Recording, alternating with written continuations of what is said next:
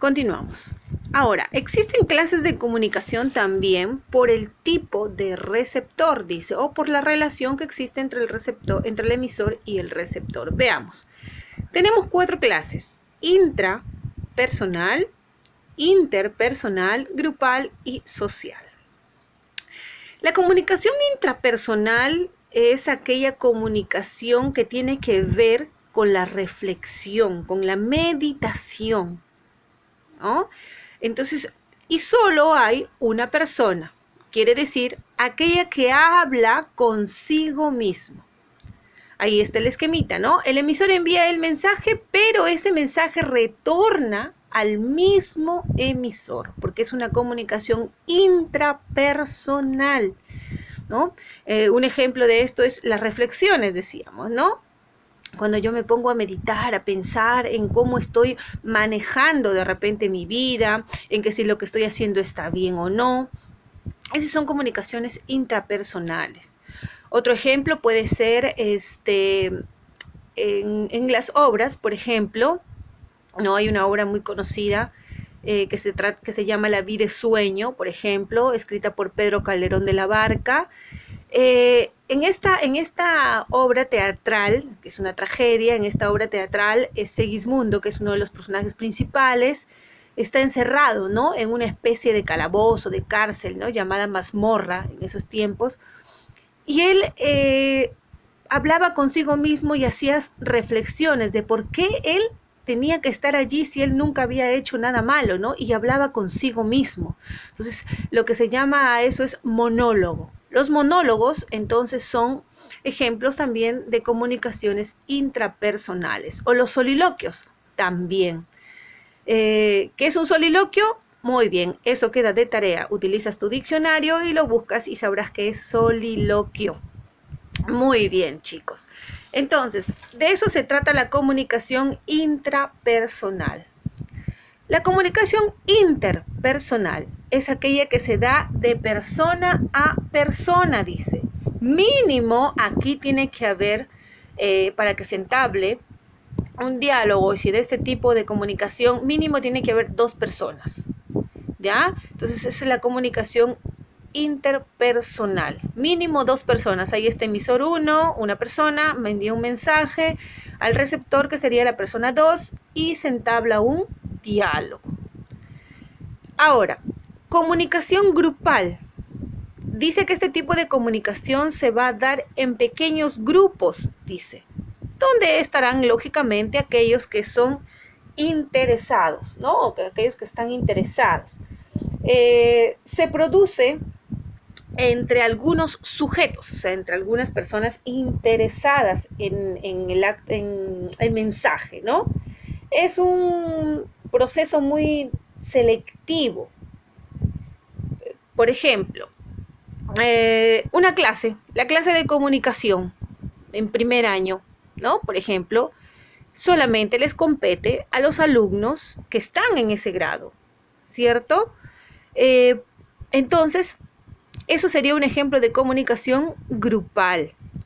Una clase, por ejemplo, en la universidad, en la Facultad de Ingeniería, para los alumnos recién ingresantes. Lógicamente, solamente ellos entenderían esa clase, ¿no? Entonces, también de acuerdo al nivel educativo que tenga. También, por ejemplo, un culto, ¿no? En las iglesias, por ejemplo, de alguna religión especial, qué sé yo, ¿no? Entonces son también clases de comunicaciones grupales. Ahora, también existe la comunicación social, dice, que es aquella clase de comunicación que va dirigida a su colectividad, ¿no? En este caso, la comunicación social no discrimina, no hace diferencia, es abierta para todos aquellos que quieran participar en el mensaje, en este proceso. Pero hay algo fundamental aquí, que dice que siempre es indirecta. Entonces, la comunicación social no discrimina, no hace diferencia. Cualquier persona, cualquiera que desea recibir el mensaje lo puede hacer, pero siempre de manera indirecta, quiere decir a través de algún medio de comunicación masivo, periódicos, televisión, paneles, ¿verdad? Radio. Entonces, siempre va a ser de manera indirecta. La narración de un partido de fútbol, comunicación social, ¿no? La conferencia de prensa o un mensaje a la nación, si es televisivo, ¿sí? A través de la televisión, lógicamente es social, ¿no? Muy bien. Pero si, por ejemplo, hay un meeting y estamos en el mismo espacio con la persona que da el meeting, por ejemplo, ¿no? O un concierto y estamos en el mismo espacio, eso ya no es comunicación social, porque recuerda que la comunicación social siempre va a ser de manera indirecta. Vamos a utilizar un canal físico, ¿ya? Ahora, ¿qué más? Por el tipo de mensaje, dice ahora, por el tipo de mensaje. ¿Qué tenemos? Privada y pública. La comunicación privada va dirigida exclusivamente a aquellos que están interesados en el mensaje. Bien, es una comunicación cerrada. Por ejemplo, una carta, lógicamente solo le compete a quien envía la carta y a quien es dirigida. Entonces, una comunicación privada. Una clase en el aula, comunicación privada, ¿no? Entonces, una conversación telefónica, comunicación privada también, ¿no? Solamente le compete a aquellos interesados en el mensaje. Y la comunicación pública es aquella que va dirigida al público en sí, ¿no? Al público en general. Se diferencia con la comunicación social porque la comunicación pública no necesariamente siempre va a ser indirecta, ¿no? El mensaje en la comunicación pública se encuentra expuesto para ser conocido, para ser captado por aquellos que tengan acceso al mensaje.